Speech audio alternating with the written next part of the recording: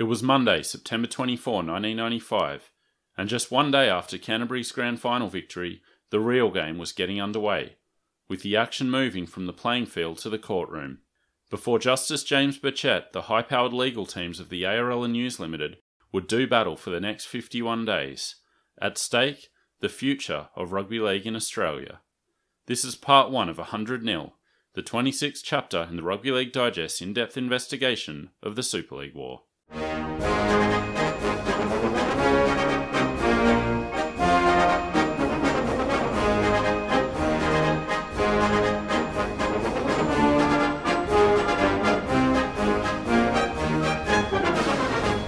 Welcome back to the Rugby League Digest. I'm Michael Adams here with Andrew Paskin. How's it going, Andy? Mate, fantastic. How are you? Yeah, good. This is a big one, a big event in the history of Super League after our bonkers intermission on the Gold Coast over the last couple of episodes. Awesome intermission. This chapter is going to focus on the court case which began in September 1995 and came to a conclusion with the judgment in favour of the ARL in February 1996. So this is a two-parter. In this episode, we're going to focus on the court case itself, and then the second part of this will look at the judgment and all the fallout as a result of it. It's bringing back the memories because I was in year 11 legal studies at this point when the judgment came down, but I don't remember anything about it except for the result. I remember the result and the day in the playground and ARL supporting kids gloating about the decision. Yeah. And this is my big memories, the live crosses to the courthouse and all the rest of it. And just the sense that it was all over now. As we all know, and if you don't, you'll learn, it's far from being the case. But this is kind of one of the main things that you can see of Super League if you go to YouTube. If you type in Super League on YouTube, once you wait out the English Super League stuff, it'll generally be a news segment, relating to this case. So this is pretty monumental in terms of the Super League War. And to get started with the chapter, I thought we should put it in rugby league terms, as was done in the papers at the time. So the case was to begin on the Monday following the grand final. There was no reprieve from the end of football action to the start of the court case. And in the Sun Herald, on the day of the grand final, Gladys Craven wrote the following: "With the season ending today, it's not the end of betting on football. Centrebet, the Northern Territory-based betting business, will accept a wager on the federal court case beginning tomorrow. The ARL are 4-6, News Limited even money." What's more rugby league than betting on the existence of the game? I love the addition that Centrebet hasn't sought legal advice for those odds. It was a top-of-the-head price. 2 flies on a wall price. But they got it right, so there you go. The house always wins. So to get started on the case, I thought we should set it up by introducing the teams involved. That's the legal teams, of course. So 2 very accomplished sets of lawyers and barristers, QCs. It was some really heavy hitters on both the ARL and Super League sides. So we'll start with the ARL team, and it was a real inner circle in terms of the ARL's legal team. This was headed by Colin Love, who would go on to be the chairman of the ARL, and had been the ARL's lawyer since incorporation. And along with him was, people like Dick Conti, a QC, who had fought for Wests in the court case to expel them, and then later succeeded Jim Comans as the ARL judiciary chairman. Alan Sullivan, another one who had significant links with the league. So there was an ongoing connection between Phillip Street and these people in the law. It was helped by the fact that they were stationed at Selborne Chambers, just up the road from Phillip Street. And also, interestingly enough, where we interviewed Kevin Ryan a couple of years ago. Yeah. I mean, there's plenty of work in the rugby league field, so it's not surprising all these heavy hitters are around rugby league. Yeah. So it probably makes sense that they were stationed nearby. But in Mike Coleman's Super League book, he talks about the fact that, John Quayle would often find himself, grabbing a beer from Dick Conti's bar fridge at Selborne Chambers on a Friday night. And, there was a real fraternity between the two. Given Kevin Ryan's, noted disdain for John Quayle, I wonder if they ever shared a lift or two in those days. Oh, mate, can you imagine the frostiness? Kevin Ryan's still the hardest man I've ever met in person. I know. But yeah, so let's start with Colin Love, whose rugby league bona fides are well established. We've mentioned on a couple of occasions that he used to take January off from his legal profession to run the World Sevens. Arthurson had actually said that Colin Love was like a brother to him, so it was a real genuine connection between the two. I look at those two together, it looks like Generation 1 and Generation 2 of league men, like... Yeah. It's just the evolutionary chart of league men, those two. Yeah, you're right, because that's the other thing. Colin Love was a league man. In fact, John Quayle's statement about Colin Love: he has genuine passion for the game. You don't have to tell him the history of the game when you brief him. Is that not the legal equivalent of he's never played the game? It's very true, but at the same time, given how much of rugby league ended up in the courts, it kind of helps to have a genuinely passionate league man by your side. We joke about it, but it's one of the most important things in league. I mean, just go back to the David Smith CEO debacle. Yeah, and it's something that we've talked about, somewhat derisively, like the need for rugby league people at the top. But all the evidence when they go outside of that, seems to suggest you do need a rugby league person there. With the power-broking types in rugby league, you can't sustain the wide-handing if you don't know about it. Yeah, exactly. And so that was, of course, to serve Colin Love well over the years, even past the Super League drama. So inside the ARL, he was referred to as the Monsignor. I like the names that the top brass at the ARL had at that time. Arco was the Pope, John Quayle the Canon, Bob Abbott the Bishop. So he was important to serve not only as the ARL's chief legal advisor, but someone who'd been somewhat of a legal translator to blokes like Ken Arthurson over the years. He was the main figure in terms of ARL and the law, but we'll just briefly touch on the rest of the team. One of them who was to make himself well known in the press in this era was Mark O'Brien, who was a Channel 9 lawyer who had been brought in for the fight. And this was to cause some tension with the ARL, with a sense that he was always getting in front of the press, to which he replied that, well, I was asked to do that by Channel 9 to be, a kind of legal spokesman. He's still the heaviest of heavyweights for defamation law, like the king of it. Yeah, right. So he's still pretty active to this day, is he? If lawyers have a skirmish, it's lawyers that go to him, Yeah. But it's funny if you remember back to our Great Compromise chapter and the drama that was to engulf the ARL and Channel 9 with the Kerry Packer deal. It would have been awkward in the months following that, where Mark O'Brien was there when Channel 9 was pretty, poisonous to people inside the ARL. Yeah. He maintained that he knew nothing about that case. He was kept out of the loop. But I think there would have been some frosty receptions for him at the time. Oh, absolutely.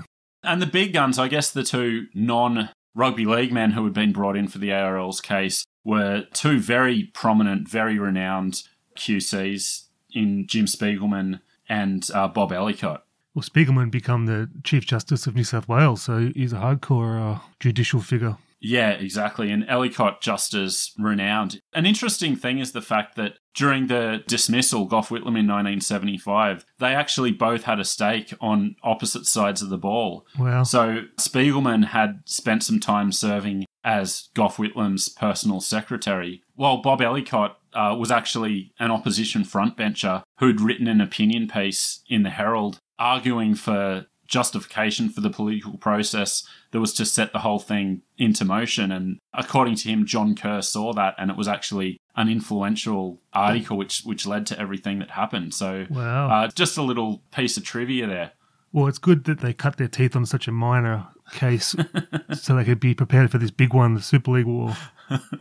I wonder if either of them thought that maybe bypassing the federal court and going straight to Lizzie would have been a better way to go. I would love it if Liz had to rule on Super League. Well, she was the patron of the rugby league, so surely that gives her some grounds to intervene. I think she would have been an ARL woman. But let's turn to the Super League side. And I guess the Colin Love of Super League was John Atanaskovich, who we've talked about in previous chapters. He'd been Rupert Murdoch's legal advisor since 1977, very prominent in the law in Sydney, and someone who was there pretty much all the way, all through the Super League saga. Well, in your notes it says that Rupert Murdoch was so impressed by his intellect that he had to have him as his personal advisor, right? Yeah. That's how smart the guy is. And the rugby league players are referring to him as Mr. Bean. Yeah. Yeah, so that's the other interesting thing here. So in prior chapters, we've noted that the players, I think this was in Newcastle, referred to him as John the Mexican. The other nickname he got from the players was Mr. Bean, due to a perceived likeness to Rowan Atkinson's character. Which, Well, first of all, I don't know how you get the Mexican from a Slavic name, but like this guy's got the brain of all brains. He's a genius, and these guys that like push each other into bushes and have buns are calling him Mr. Bean. But it's funny just some of the terminology used outside of the derisive Mr. Beans. Even in the legal profession, people who are praising people will give them names or descriptions that could be seen as disparaging. So QC Tom Hughes described him as having a mind as sharp as serpent's teeth. I think Colin Love was described as being sinisterly handsome. Well, was that by Roy Masters? I think it was, yeah. Sinisterly handsome. But Atanas was actually the one who suggested the court action in the first place. So when we talk about the war being launched via, a legal writ, that was Atanas leading the way on that one. So he was integral at all stages throughout the Super League War. In between driving his three-wheeled van. And then the rest of the team was made up of some other heavy hitters in the law. You had Dyson Hayden, who... Is he officially disgraced, or is he in the embattled stage of his career? That guy, if you look at his name and then you look at the face that goes with it, he had to be a lawyer, right? Yeah. But I don't know if he's disgraced. I just think he has a bit of a fondness for the Bulla dealers. Too fond, I think. Well, he's been in a bit of trouble lately, so not germane to our discussion, but you can look that up in the press if you want to see what Dyson Hayden is up to lately. So to get started on the court case, what we need to do is break down what was actually being argued. And there were two main things at stake. Firstly was the loyalty agreements that had been signed in February of 1995. And secondly were the player contracts, so the Super League player contracts that had been signed. So on those player contracts, basically what happened when Super League signed their players was that the Super League clubs released their players from their playing contracts in order that they could then sign with Super League. So what the ARL needed to win was to have the loyalty agreements upheld in court and also to have the release of players from their club contracts being deemed invalid. So they had to win on both of those fronts for them to get an effective victory. And so we're going to hear a lot more about the loyalty agreements, but I think there's a couple of interesting things to note about those player contracts. So it was a smart tactic by News Limited. One way they thought they could get around the fact that the players were under contracts. Interestingly, what complicated the ARL's case is that they didn't have a relationship with player contracts. So prior to 1990, the ARL served as a third party in player contracts. So you were bound to the club as well as the league when you signed your contract. But because of the draft that they were bringing in, they removed that from the contract process. Interesting, yeah. So it's just funny, all these things along the way. And this happens throughout the case. Various decisions made at different points kind of coming back to haunt you later on. There's less mines in a Vietnamese jungle than rugby league contracts. It's crazy. But the loyalty agreements were the big piece of the court action. So that was to dominate most of the discussion. And basically, the argument was that they were in violation of the Trade Practices Act. I mean, at that point, the Trade Practices Act, which is now what the Australian Consumer Act, is it? Like, looking at it just as a layman from corporate law, I mean, how can that be legal, right? But so much more in-depth analysis has to go into it. Like, yeah. In addition to reading Burchett's judgment, I've read like a whole bunch of law journals and all kinds of sources to try to get my head around it, and I'm still struggling. So what you'll see over this episode and the second part of this chapter is us kind of pulling out parts of the act and parts of the judgment that, seem relevant to us or we found interesting. But if you do want an in-depth breakdown of the decision and everything that went into it, I would look elsewhere. I will put all my links up on our website so you can see some of those sources. But basically, the thrust of the loyalty agreement argument was this. So Section 45 of the Trade Practices Act prohibits a corporation from making an exclusionary provision. I'm just going to read this from New South Wales Uni Law Journal from 1996. The term exclusionary provision encompasses a provision of a contract, arrangement, or understanding arrived at between persons, any two or more of whom are competitive with each other, and where the provision has the purposes of preventing, restricting, or limiting the supply of goods or services to, or the acquisition of goods or services from, particular persons or classes of persons. So basically, it comes into an idea of competition, whether these loyalty agreements were restricting competition, and to get to that, you had to define who were clubs in competition with, who was the game in competition with. So this became a key aspect of the argument on both sides. Well, let's just look at it on the surface of it. Two blokes in the pub. You got to think they found out about another comp, i.e. Super League, and said, shit, we better do something. Force them to sign these 5-year loyalty agreements. I mean, on the surface, it's got to be a clear exclusionary provision, does it not? See, to me, that speaks more of the secondary aspect of the loyalty agreements, which is the idea of duress. That is the manner in which they were signed. But not even just the manner, like the reason for them to come about even, like the 5-year... Well, this became a key argument in terms of who they were in competition with. So Super League's argument was that Rugby League was its own distinct market. So basically, clubs were in competition, and for the ARL to bind clubs to these loyalty agreements and to basically shut out Super League from starting as a rival competition, the argument was that that was an exclusionary provision, as you've said. So in that case, Rugby League is a market within itself, and you couldn't monopolise that market by binding clubs to this agreement. The ARL's argument was that Rugby League wasn't a market, sport was a market, and that could even be expanded to other forms of entertainment. So I find that curious, though, that argument, because I wouldn't watch rugby union if there's $1 million prize to watch it. You know, like rugby league's my market only. You know, like I can't. Yeah. Yeah. Well, we're going to unpack these arguments and how Burchett saw them in part 2 of this chapter. But funnily enough, when it came to the appeal, and I should note that for the sake of this exercise, we're going to consider the Burchett judgment and the reversal at appeal as 2 separate and distinct events. But an interesting thing about it, and this was, sorry, I've lost the source, but another Law Journal article I read discussed this idea of the market. And basically, the bounds of the market were left unchallenged at appeal. So we never really got a satisfactory definition in law of what the market was, whether Rugby League was in competition with itself or whether it was, you know, with other sports, as, you know, the ARL argued. Well, I tell you what this case was. It was a El Dorado for legal academics. It really was. There's so many interesting academic points in this.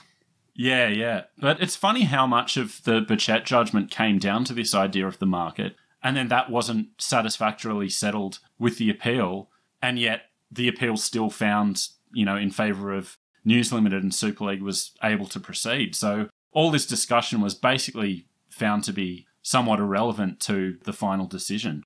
Well, I'm going to sound like an ignoramus to corporate law, but I mean, I think that's a bit nebulous, this whole market definition thing. It's like, it's a rugby league fight for 2 rugby league comps. Let's just leave it at that.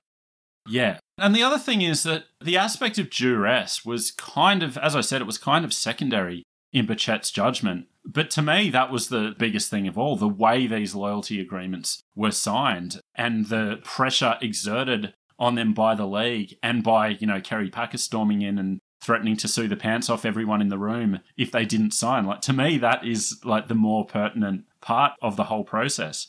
Yeah. Amazing. But like, even when I was in law, it used to blow me away how a lower court can have one judgment and then the higher court comes in and goes, that bloke was completely wrong in everything. We're going to flip it 100%. And that guy just walks around like nothing happened. It's like, wouldn't you be mortified if that was your decision? This is for part 2, but I'll bring it up here, like, because that's basically exactly what happened. That's what gives us the title of this chapter, is a bemused Ken Arthurson saying, I don't understand how it could go from 100-0 here to us losing 100-0 in the appeal. But that's basically exactly what happened. I mean, I guess like judges get used to that happening, but if I was Burchett, I'd be so embarrassed. I'd be mortified. Yeah, but it comes just down to like one judicial figure's interpretation of the act, you know? Like, Yeah, yeah. No, this has been a real learning for me about the judicial system and how it works. And I've got to say, it's really interesting stuff. So I'd recommend everyone, at the very least, going out and reading Burchett's judgment, which is easily available online. Yeah, some good reading. But to get to the ARL's countersuit, I want to start it by reading Bob Ellicott's words. This was part of his opening statement. Loyalty and mateship were so dear to the league until the treachery and avarice of News Limited intervened. The plunder of the players was predatory in the extreme. It was swift, covert, and meticulously planned. The whole operation had all the characteristics of a war game. Secrecy, nocturnal operations, false names. The tragedy of it all is that the league has been split asunder. Old friendships, old loyalties, and a distinctively Australian institution, built on Australian values and traditions, an Australian icon, has been infiltrated and placed in serious jeopardy. It raises the question as to whether the Trade Practices Act applies to sport at all, whether entrepreneurs can come in and, in effect, take away the cream of sport and appropriate it to themselves, whether sport belongs to sport and should be allowed to determine its own future. wouldn't you love to have the command of the English language like that? I mean, that guy is just so eloquent. But bringing mateship into it, like... This is exactly what I wanted to bring up. It's stirring words. And yeah, this was his opening statements. They obviously went into a lot more legal nitty-gritty from there. But it's kind of like dragging the public discourse into the courtroom. Yeah, but I think it sort of applies in this case too. Like the culture of league applies in how the provisions are going to be applied. You know what I mean? But it just made me laugh that it's like, it's mate versus mate. Come on. When I read that, I thought maybe Jeff Cousins had written that. His passionate man of the people, sport for sport's sake, and all the rest of it. I don't think they can get it back from Gallipoli that fast, but. But even like their central defence that, there were contracts in place, like it kind of falls back on, the honour of the contract and like keeping your word and all the rest of it. I had to love your mate and mentor Chris Murphy had an article in the Herald in October of 1995 where he said, "The ARL argues under age-old contract law that people should be bound by their agreements." There's something so ironic about rugby league people arguing that. Yeah.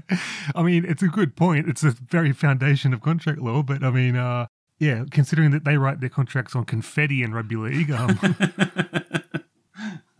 But to get into the day-to-day of the case itself, as we've talked about before, it was at this period, as the case was being played out, that a lot of revelations were made public for the first time. So basically, anything we've talked about in terms of the April Fool's Day raid, player payments, all the rest of that, most of that wasn't known publicly until this court case. Yeah, I mean, I just don't remember the nitty-gritty of the case, unfortunately, at the time. Too young. Yeah. But what it means, basically, is that what was revelatory then isn't revelatory to us now. So a lot of the ground covered, we've already covered in various chapters. So I guess Blitzkrieg and Phillip Street being the main ones, the Filthy Four chapter also covering a lot of this. So we don't need to go over the things again. I'd invite everyone to go back and listen to those chapters if you need a refresher. But you can see that this case, at a time when maybe, the league season had ended, this was traditionally a time when maybe rugby league could be put aside and people could stop thinking about the bitterness and toxicity of the Super League war. It was kind of being rammed in everyone's faces on a day-to-day basis during the off-season with, learning these players were signed at this time and then this player signed 3 contracts and then, all the rest of it. Tony Chumavavi got someone else's contract. Scott Fulton had a bit of help. All of that was being played out on a day-to-day basis. So you can really see how that would have stirred up public sentiment even more. I do remember people were against all the players getting money. The same sort of people now that would be saying, oh, man, they're doing it for their families, we're up in arms at the time. Yeah. Because we forget that they were going from, like, marketing officer jobs and, like, working as a tradie and then having 70 grand on top to, like, 300 grand. It was a big jump. Yeah, exactly. And I can see that would be hard for the public to make that recalibration overnight, See, now it's like we just accept that they're on much more than us footballers. But back then it was like, I'm earning more than Gary Belcher, Yeah, exactly. I'm Paul Sirenen's supervisor at the sportswear store, and, you know... But it's important to keep in mind that when we talk about the court case, there's actually multiple court cases that we're talking about. So all of these revelations, they weren't just coming out in the ARL v News Limited case. It was also the case of the Filthy Four. It was also the case to determine whether Super League players would be considered for the World Cup that we've previously talked about. There were a number of players in court, chiefly from Penrith, about their contracts and whether they'd be able to either keep playing for Penrith in 1996, having signed with the ARL, or in the case of Matt Singh and Brad Fittler, whether the fact that they'd sign ARL loyalty agreements would free them from their Penrith contracts and they would be able to play at the Roosters in 1996. So at the time, there were a whole bunch of legal cases going on, and every day you'd hear more and more about, how contracts were signed and all the rest of it. So again, we've covered most of these, so I don't want to go over it too much, but there are some revelations that I think are worth talking about. One of the big things to come out of the Filthy Four case was the fact that it was complicated because 3 of the 4 had upgraded contracts that weren't registered with the ARL. What is it with registration of contracts in this game? They do all the work and then they just forget to do the last step. Well, that just was... a stamp, a rubber stamp. So at the time, it was reported as being like a bungle by the Bulldogs and one which could see them lose the case. But this was countered a few weeks later when Peter Moore in the Rugby League Week said this. 2 weeks ago, a New South Wales Rugby League spokesman said that the people at the New South Wales Rugby League were delighted that I never registered the contracts. I would say a number of Canterbury supporters worldwide, and in excess of 100,000, are absolutely ecstatic that I did not register the 3 contracts. By not registering these contracts, I won Rod Silver and the Winfield Cup in perpetuity. And to go on with the reasoning behind his decision, he says, the salary cap was out of control. When the 1995 competition began, the annual audit for the 1994 season had not been done. It never was. Clubs knew this and took advantage of it. And then goes on to say about how he wanted to bring Rod Silver in. Quayle immediately ruled that Rod could not play first grade. Immediately, despite his ruling, I won the case by giving a written guarantee that Stephen Hughes will not be picked in first grade in 1995. If I'd registered the 3 upgraded contracts, Rod Silver would never have played for Canterbury in 1995. In view of his outstanding performances for us in 1995, Canterbury may well have not made the semi-finals, or indeed won the unwinnable and final Winfield Cup. That's a really awesome story. The whole salary cap thing is just totally forgotten in this era. There's just so much other drama going on that the usual salary cap drama is just swept under the rug. I'll tell you the funniest thing for me is that all we heard in our Bullfrog chapter was how much he loved Darko. They were best mates and, his heart was broken by what happened and all the rest of it. It's like, he's your best mate of 30 years and you're actively undermining his competition, his salary cap, doing all you can to get around it. Well, gamesmanship, you call it. You're an ARL board member or New South Wales Rugby League board member, and you're actively subterfuging the rules of that competition. All good points, Michael, but guess whose name's on the Winfield Cup? The Sydney Bulldogs. Another great Bullfrog story I liked from this era was when he was actually in the witness box giving his evidence. I'll let Mike Coleman tell the story. So Bullfrog's sitting there and he says to Justice Burchett, Your Honour, is it permissible for a person who is going to give evidence later on in this case to be here in this court now? There is a person in this court who will be giving evidence later. Major evidence. Quayle smiled ruefully, stood up and walked out as Moore continued. I didn't bring it up as a matter personally against Mr. Quayle. I thought it was a fact that you're not allowed. Soon after, when the court adjourned for lunch, Bullfrog approached Quayle. Mate, nothing personal, nothing personal. I just didn't think you were able to be there, Moore said. Peter, didn't you see me in there yesterday and the day before? Quayle replied. It's just so funny. League men in fish out of water. I know, I love it. It's the best. And then Coleman goes on to say that they, continued their discussion in the, corridor of the courtroom going down to the lift and were seen to be at various points remonstrating each other, engaged in deep conversation for much of the next hour. Amazing. To be a fly on a wall for this era would have been magic. I know. And I think part 2 of this chapter might be my most fly-on-the-wall moment of all. But yeah, so that's some classic bullfrog right there. Legend. And the other big sideshow was the Penrith case, which just dragged on and on and on. Like, it was still being fought in 1997. Crazy. So various players had dropped in and out of the case by this time. You know, John Cartwright had gone off to England at the end of 1996. I tell you what's funny about that case is Robbie Beckett. Talk about timing. Like, he come into his own as a hard-running, you can't teach speed winger at the exact time they was handing out massive contracts and Australian jerseys. Yeah. And there'll be a touch more Robbie Beckett discussion to close out this chapter. A funny revelation that came out in the wake of the Penrith case. So late in 1996, when it was back in the courts, they were reporting on John Cartwright having his last game at Penrith before going over to the UK. And talking about, you know, getting the big reception from the crowd, the hometown hero, all the rest of it. Then they put the crowd figure 3,870. I mean, how embarrassing. Cartwright was visibly moved as he performed a lap of honour, mobbed by a large portion of the 3,870 crowd. Well, that could be about 4 people. I mean, a legendary figure of the game, if it have that crowd, that's disgraceful. Yeah. So Cartwright, you'll remember, broke down when Phil Gould offered him, I think it was $75,000 from the ARL, you know, crying about how much the game had done for him and all the rest of it. He wound up in court because when Penrith signed, he went along with them and signed for a much bigger deal. I think his player payment for 1996 was somewhere along the lines of $300,000.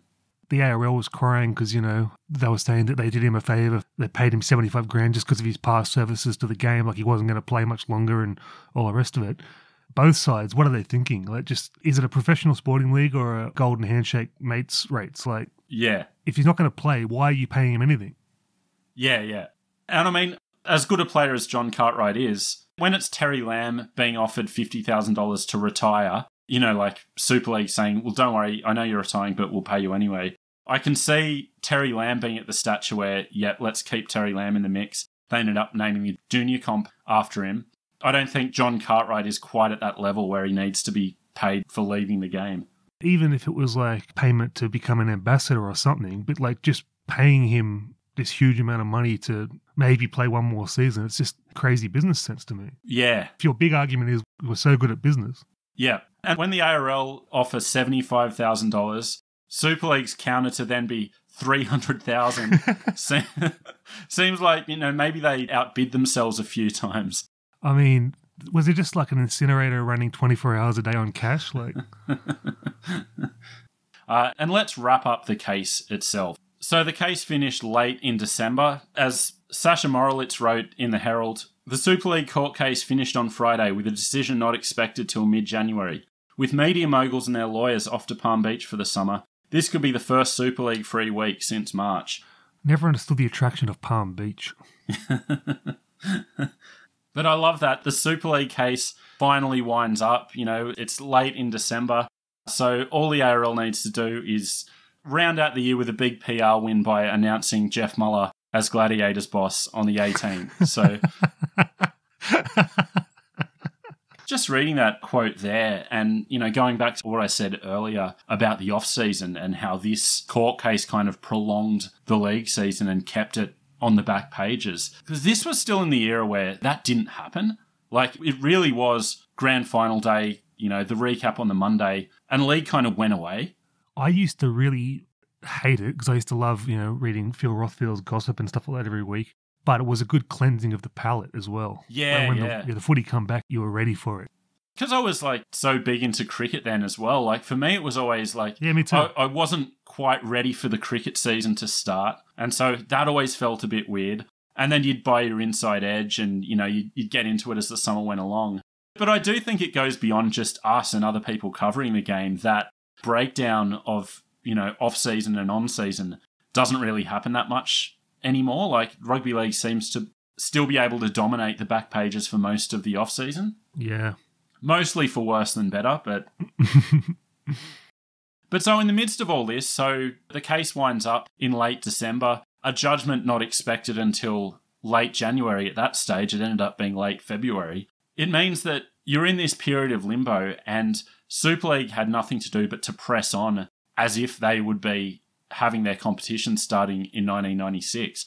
The ARL doing the same thing. So you had the curious situation where both competitions were, talking about their draws and their plans for the year. The ARL acting as if they would be launching their, second 20-team season. Super League committed to their 10-team league. So it was a strange period for the game. And in the midst of this, Super League got on with it and got their season underway. I can remember thinking, yes, of course we need to cut teams down in Sydney, but I can remember thinking a 10-team comp, that's not going to be that cool. Yeah. 10 was way too big a jump for me. Yeah. And this is one point where I think the ARL, were kind of onto something in this transition period. So, one of their offers was to reduce the competition to 14 teams by 1998. Something like that, where you had a plan in place. It was going to be a good number of teams with good geographic representation, and you'd kind of put in the steps to get there. Well, yeah, the idea is great, but we'd still be transitioning now 30-something years later if... exactly. Yeah, as we've talked about, that was always the ARL's problem. But yeah, the 10-team competition was a bit extreme. But it's funny, because you think of Super League being as this, one-year phenomenon, and you think of everything that happened in 1997. So it's funny to go back and, read through match reports of trials between, Canterbury and Auckland in 1996 and, seeing the Hunter Mariners and Adelaide Rams playing at the same time. I've got no memory of the 96. I just don't know what's happened to that memory. Yeah. I remember it being the most boring football season ever and the awful Mega Drive game, ARL 96. That's about it. We will be discussing all of that in our 1996 season recap, which will be coming up in a few chapters' time. So you will have time to get fully versed on, in many ways, a magical season. As a Dragons fan especially, a bit of a fairy tale story, in Fatty Vorton's words, where they ripped the last page out. But that's all to come down the track. So Super League trials got underway in February. This is also the time where we had a Super League teamless sevens take place. So already now you're seeing a vision of this split future. So it would have been a weird feeling as a footy fan at that time to see this all playing out. These trials, is this the one where they had the plain jerseys? Is that those trials? They had the plain coloured jerseys for each team and just the Super League logo on the front and that was it? Yeah, I'm not sure. The jerseys they wore in 1996, they were definitely still meant to be sponsor-free. And this caused a big furore in Auckland because Dominion Breweries, who sponsored the Warriors, had just signed this 10-year agreement that, a big part of that was their position on the front of the jersey. I mean, how many things have been signed in contradiction to other agreements in Rugby League? I know. So the DB spokesman has a good point. He said, "We were there from day one and our relationship with the Warriors is more in the nature of a commercial partnership rather than the traditional arm-length sponsorship. We've looked at this long and hard and the fact is that we are 1 year into a 10-year contract. We want to make sure that the benefits we're entitled to under that contract we will get." Yeah, fair point, actually. Yeah, it is. But then it caused an issue because the Warriors were scheduled to play Canterbury in a trial, Canterbury sponsored by Hyundai, who noticed that they weren't allowed to have their company written on the Dogs jerseys while the Warriors were. So that threatened that sponsorship. It resulted in emergency talks between DB and Super League. They came to an arrangement that they wouldn't wear the sponsored jerseys in 1996. Of course, by 1997 that had changed and they did run out in jerseys with DB on the front. But this is this global vision company, right? Super League. It's going to be like the NFL. It's going to be huge worldwide. So we've got a global sponsor, a huge conglomerate, and we're going to piss them off immediately by disrespecting their... Yeah. Meanwhile, a New Zealand brewery. We can't upset them. Mate, DB had the contract signed earlier, so... Sorry, Hyundai. I mean, you selling a few XLs or what? So this is one of the things that the trials revealed, that Super League was always going to battle against rugby league forces. As I said on a previous chapter, it's still a rugby league competition and you're still, subject to rugby league people, getting in the way. So it was always going to be hard.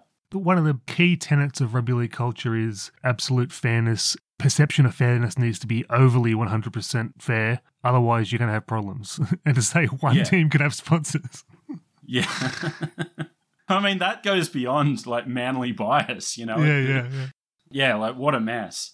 But the other thing the trials did was to introduce the public to Super League and what it was going to look like and how it would be different. So a big part of that was the rule changes. When we get to 1997, we're going to cover the rule changes in more detail and go into everything that was different. So at this point, I'm just going to bring in the rules that we introduced in these trials, some of the innovations and some of the things that were being reported here early in 1996.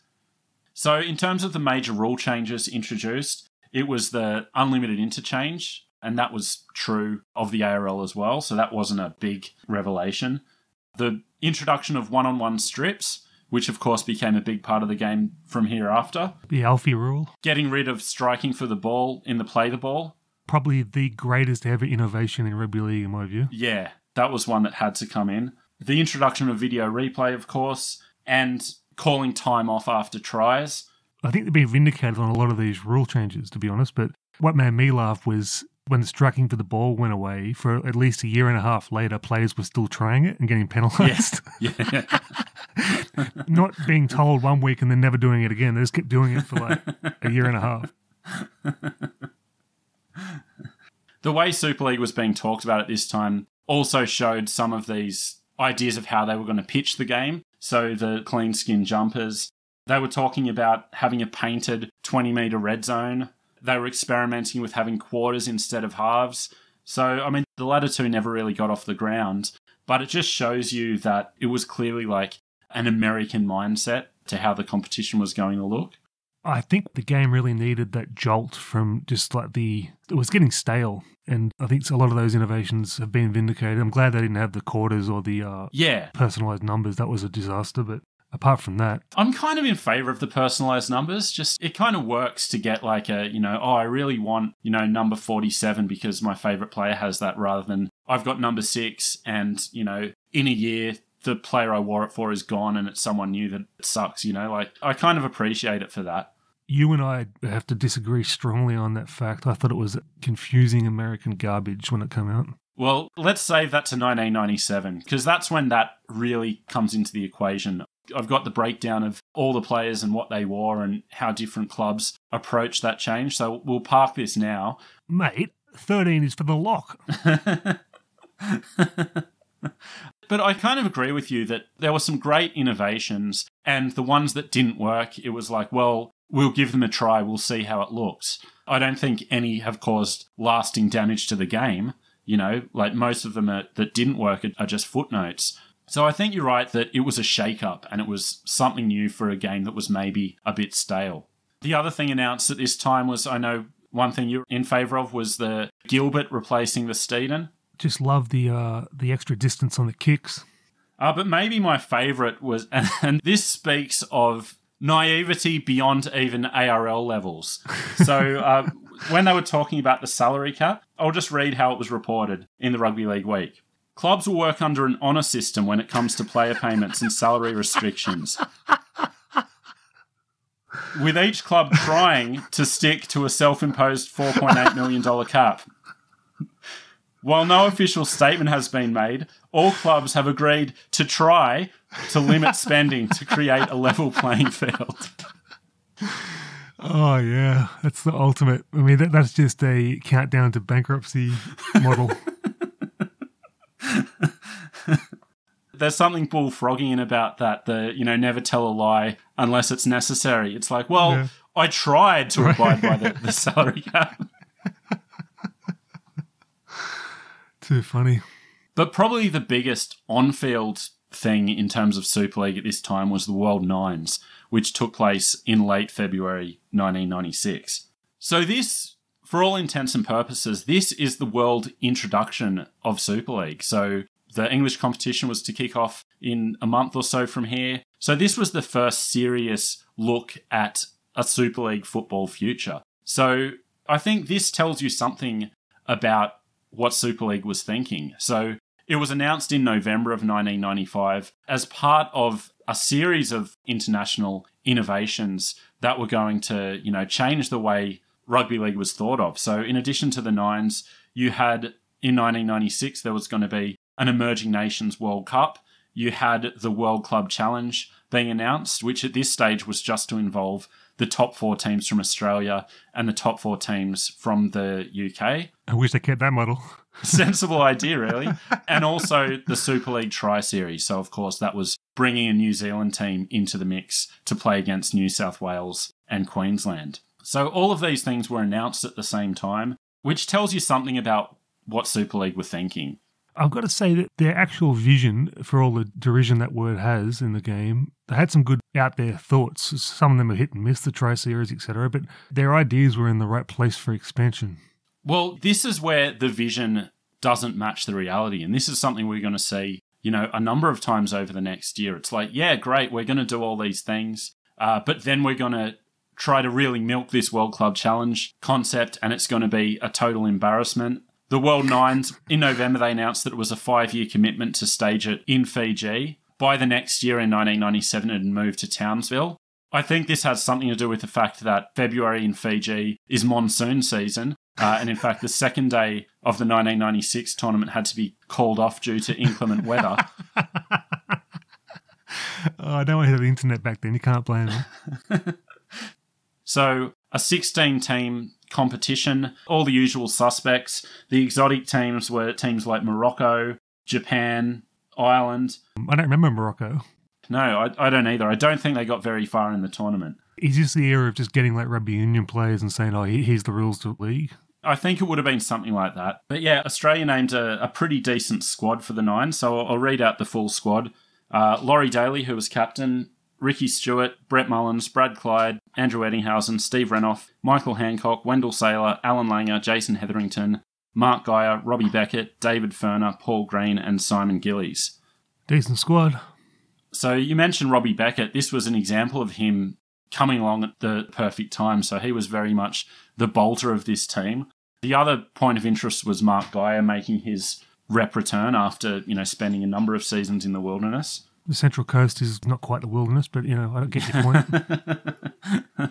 And interesting as well was Canberra, releasing all their top players to play in it. It wouldn't surprise me to see a rugby league boss go, look, I'm all for Super League, but we're not going to release our players. Yeah, and you can guarantee that if Super League had gone for a couple more years, by like 1998, 1999, you would have had clubs refusing to release their players and all the usual stuff. And I think it's worth bringing up in light of what we're seeing now with Nines football, that this was an innovation that took. Well, I mean, how do you feel about Nines versus the old Sevens? Like, I find it just as Mickey Mouse. Me too. I can't really see much of a difference or a difference that makes it appealing to me. But knowing that it isn't for me, It isn't for you, it isn't for us who, watch rugby league. It's for getting new markets, it's getting new countries involved, all the rest of it. I actually reached out to the two biggest proponents of Nines football I know in Steve Mascod and Michael Carboni. I had 3 questions for them both. So it was 1, is it fair dinkum or Mickey Mouse? 2, in comparison to Sevens, do you think it's a better product? And 3, as an international pathway, is it, the best or the most likely way forward? And what were their results? So Mascod was interesting because he was really of the same line where it's not for us, it's a spectacle and it gets people involved in the game who wouldn't be otherwise. Yeah, which is great. Yeah, so he basically said it's primarily for people who don't actually like the full form version of the sport. Who are those idiots? Yeah, and Carboni was along similar lines, but he actually argues that the 1996 Nines event wasn't Mickey Mouse because of the impact it had in, introducing Nines as a serious concept and also forging the path to get more nations involved in playing some form of rugby league.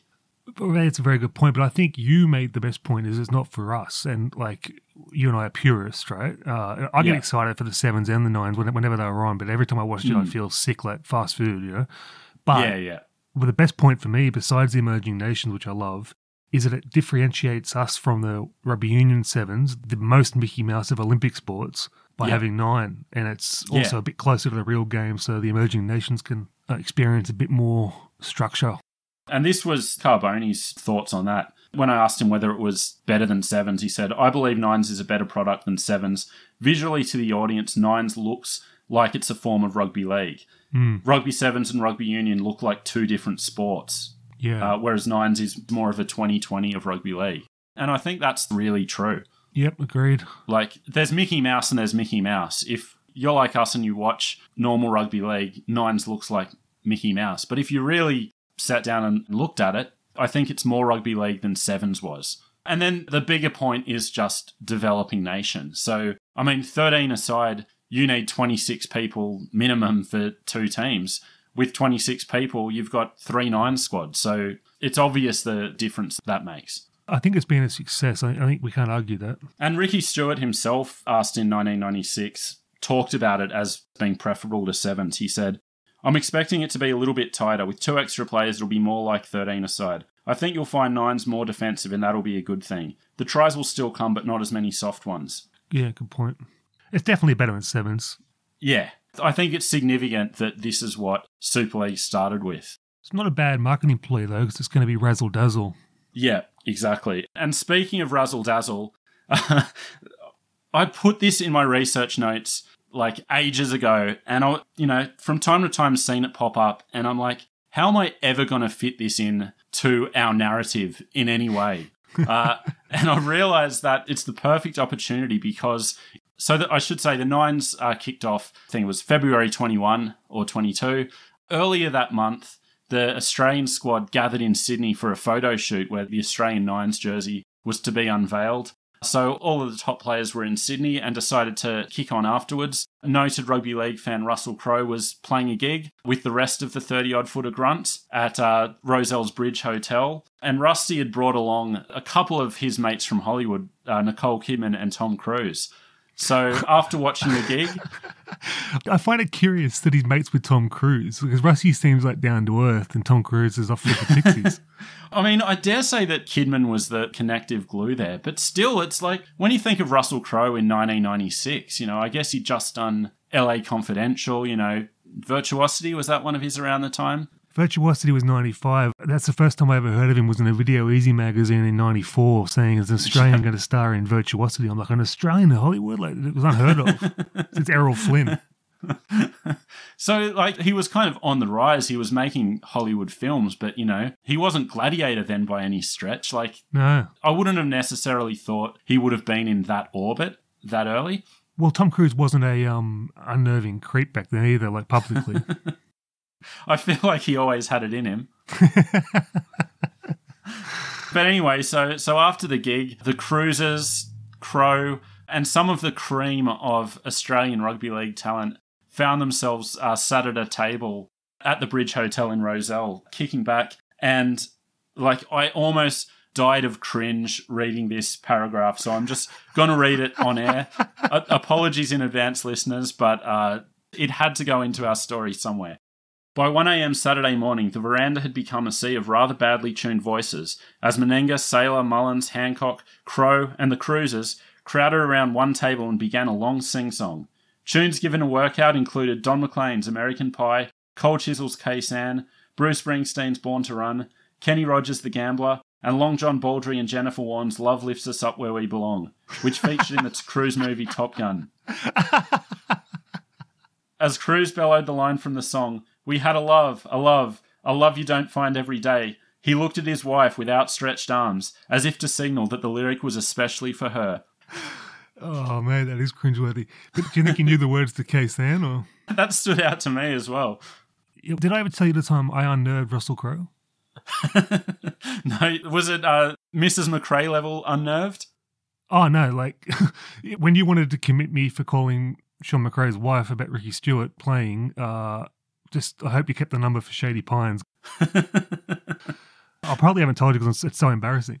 Well, you're telling us now. 2005, Rusty had a residency at the Vanguard in Newtown.